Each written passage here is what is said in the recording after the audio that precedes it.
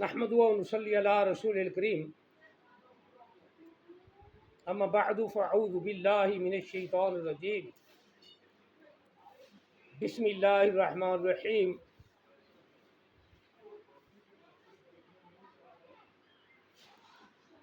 ثانی اثنین اذ ما فی الغار آمنت باللہ صدق اللہ العظیم الصلاۃ والسلام علیک یا سیدی یا رسول اللہ الصلاۃ والسلام علیک یا سیدی یا حبیب اللہ الصلاۃ والسلام علیک یا سیدی یا خاتم النبیین وعلی آلک واصحابک یا سیدی یا محمد رسول اللہ صلی اللہ علیہ وسلم۔ پہلی بات جو میری ہے، یاسین قادری کیا کس چیز کا قادری ہے؟ اہل تشیع کو زیادہ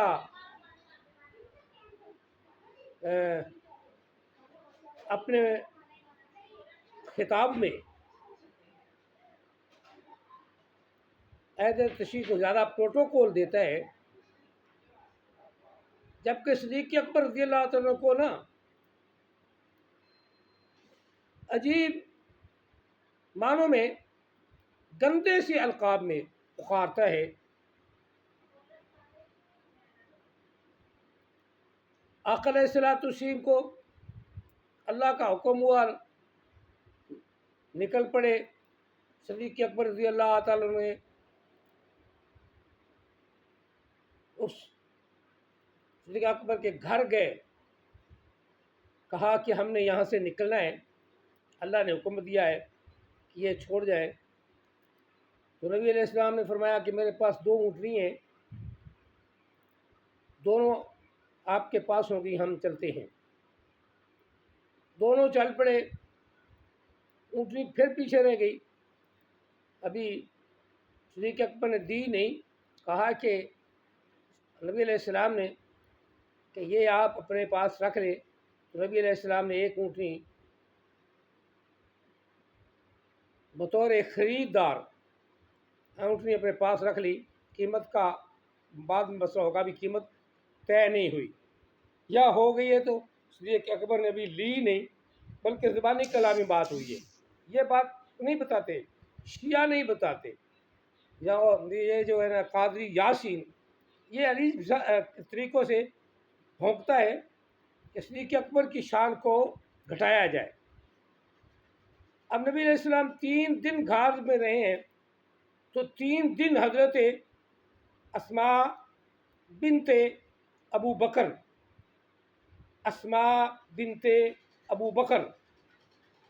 نبی علیہ الصلوۃ والسلام کو غار میں کھانا پہنچاتی رہی۔ صدیق اکبر کا کھانا بھی اور نبی علیہ السلام کا کھانا بھی، یہ ساری مہمانداری صدیق اکبر کے گھر سے نبی علیہ السلام کو مہیا ہوئی۔ پھر اگلی بات نہیں کرے گا کہ سانپ کے ڈر سے یہ صدیق اکبر نے تمام سوراخوں کو بند فرمایا، اور ایک جس کے لیے کپڑا نہیں بچا تھا اس پہ اپنی ایڑی رکھ دی۔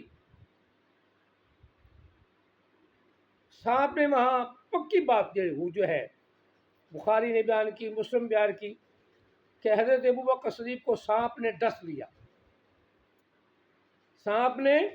ڈس لیا، جس سے نبی علیہ الصلوۃ والسلام کے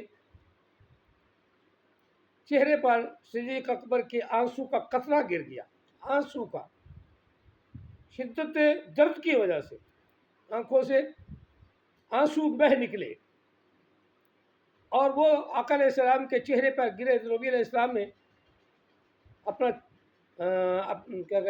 اپنی آنکھیں کھولی، جاگ پڑے، فرمایا اے ابو بکر کیا ہوا، کیوں رو رہے ہو؟ کہا یا رسول اللہ کسی موذی جانور نے ڈس لیا ہے، تو تکلیف بہت ہو رہی ہے، برداشت سے باہر ہے۔ تو آقا علیہ السلام نے فرمایا پیچھے وہاں ہٹاؤ، جس پہ نبی علیہ السلام نے اپنی جواب دہن لگا دیا۔ یہ سب اتحادی اتفاقی مسئلہ ہے۔ اتحادی اتفاقی کسے مسلک نے اس سے انکاری نہیں کیا، شیعہ بھی انکاری نہیں کرتے، لیکن شیعہ جو ہے نا صدیق اکبر کی اس قربانی کو عجیب طریقے سے بیان کرتے ہیں کہ ڈاچی جو ہے اس کے اونٹنی کی قیمت لے لی، اونٹنی کو قیمت لے لی۔ نبی علیہ السلام کے پاس تو اس وقت اتنی چیزیں نہیں تھی، پیسے اتنے نہیں تھے آقا علیہ السلام کے پاس۔ بات چیت ہوئی تو مدینے جا کے دیں گے، چلو ان کے کہنے پر چلو اونٹنی کی قیمت لے بھی لی، تو پھر بھی صدیق اکبر کا گھرانہ نبی علیہ السلام کی دیکھ بھال کر رہا ہے۔ حضرت اسماء، یہ سے یاسین سے پوچھ رہے نا، قادری سے، قادری نہیں ہے یہ پادری ہے، جس طرح لوگ پادری ہوتے ہیں نا، یہ پادری ہے، اور قریب یہ مرے گا حرام موت انشاءاللہ، کیونکہ اس کو کلمہ نصیب نہیں ہونا۔ نبی علیہ السلام کے یار کو یہ برا کہتا ہے، صدیق اکبر کو برا کہتا ہے، اس کو کلمہ نصیب قطع نہیں ہوگا، جتنا مرضی اہل بیت اطہار سے محبت کرے، کیونکہ اہل بیت اطہار میں صدیق اکبر ہی شامل ہے۔ جی ہاں، ان کی بیٹی اما عائشہ صدیقہ رضی اللہ تعالیٰ، اما عائشہ صدیقہ رضی اللہ تعالیٰ عنہا، وہ ان کے آقا علیہ السلام کے گھر میں ہے، اور آقا علیہ السلام اما عائشہ صدیقہ رضی اللہ تعالیٰ عنہ سے بہت محبت فرماتے تھے، آخری ایام میں بھی صدیقہ رضی اللہ تعالیٰ عنہ کے گود میں نبی علیہ السلام ہے، آقا علیہ السلام کا سر مبارک عائشہ صدیقہ کے سینے پر ہے، اور آپ محبت پیار سے آقا علیہ السلام کے چہرے کو سہلاتی ہیں، داڑھی کو سہلاتی ہیں، کنگھی کرتی ہیں، نبی علیہ السلام کے چہرے کی کنگھی کرتے ہیں، بال بکھرے نظر نہ آئے کسی کو۔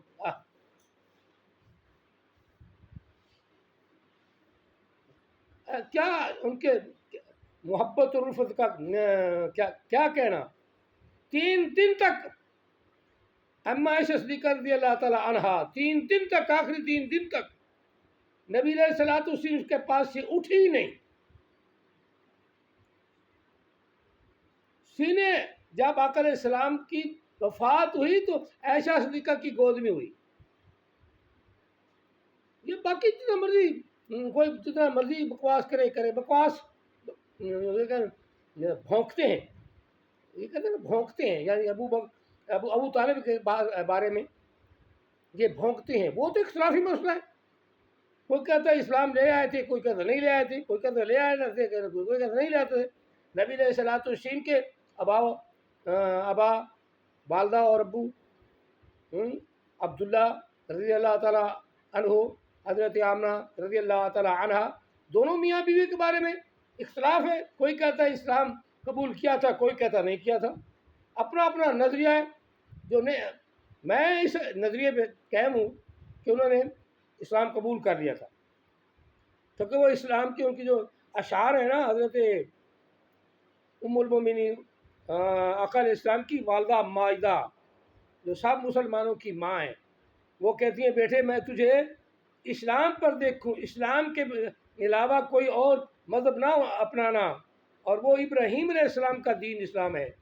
یہ اشعار ہیں حضرت علامہ جنہوں نے لکھا ہے ضیاء النبی کی دوسری جلد میں یہ اشعار ہیں، پیر کرم شاہ صاحب، انہوں نے ضیاء النبی کی تاریخی کتاب لکھ دی، تاریخی، اور ان کا یہ بہت بڑا کیا کہتے ہیں کارنامہ ہے، اعلیٰ قسم کا صدارتی ایوارڈ والا کارنامہ ضیاء النبی میں آقا علیہ الصلوۃ والسلام نے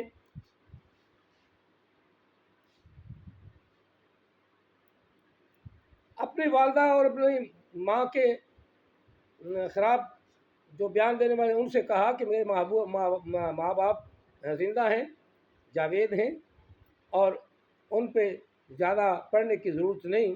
آقا علیہ الصلوۃ والسلام نے ان کے لیے دعائیں کی ہیں، علیحدہ بیٹھ کے دعائیں فرمائی ہیں۔ چلو یہ بات تو علیحدہ ہے، اس کو آپ ہم پیچھے ہٹاتے ہیں. یاسین جو بکواس کرتا ہے حضرت ابوبکر صدیق کے خلاف، حضرت ابوبکر صدیق کے خلاف بکواس کرتا ہے، تو کہتا ہے صدیق اکبر نے کیا کیا ہے؟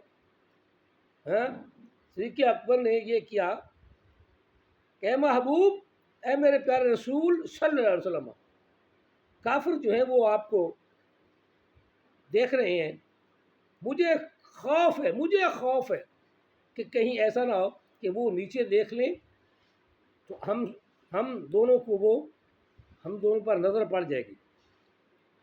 تو نبی علیہ السلام نے کیا فرمایا؟ ان اللہ معنا، ادھر ہی فرمایا، غار میں ہی فرمایا ان اللہ معنا، بے شک اللہ ہمارے ساتھ ہے. ان اللہ معنا، بے شک اللہ ہمارے ساتھ ہے. اس کو بھی ایک ایسی ان اللہ معنا کو بھی ایسی بات، سراقہ آ گیا قبر میں، غار میں سراقہ کہاں آیا ہے؟ غار میں سراقہ کہاں آیا ہے؟ جب غار سے نبی علیہ السلام نکلے ہیں اور آپ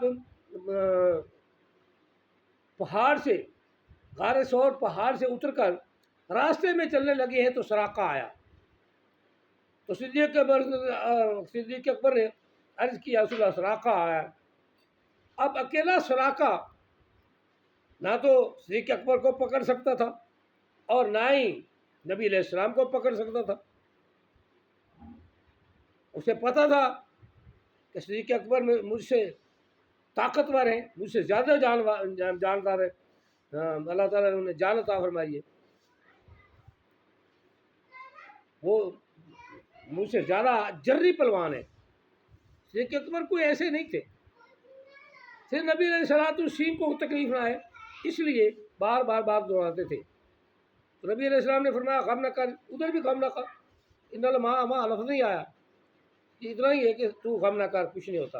جب وہ سراقہ قریب آیا تو اس کے گھوڑے کے پاؤں جو ہیں وہ زمین نے پکڑ لیے، سراقہ گر گیا. پکارنے لگا یا رسول اللہ مہربانی کریے، مجھے چھوڑیے، میرے گھوڑے کو چھڑائیے. تو آقا علیہ السلام نے دعا فرمائی، اس کے گھوڑے کے جو پاؤں تھے وہ زمین سے نکلے. پھر وہ اس نے بدنیت کی تو پھر ایسا ہی ہوا. 3 مرتبہ ایسا، ایک روایت ہے 3 مرتبہ ایسا ہوا، نہ بھی ہوا تو آقا علیہ السلام اسی میں جب کہہ دیا کہ صدیق غم نہ کر، کچھ نہیں ہوتا، بس. جب اس نے ٹھوکر کھائی گھوڑے نے، وہ نیچے گرا تو اس نے کہا کہ یہ ایسے میں نے ٹھوکر نہیں کھائی ہے. اس نے اپنے تیر نکالا چاہے تو تیروں نے بھی نکلے سے انکار کر دیا. تو کمان کہاں تک لا رہا تھا، پیچھے تیروں کو پکڑنے لگا ہے کہ میں نبی علیہ السلام کو زخمی کروں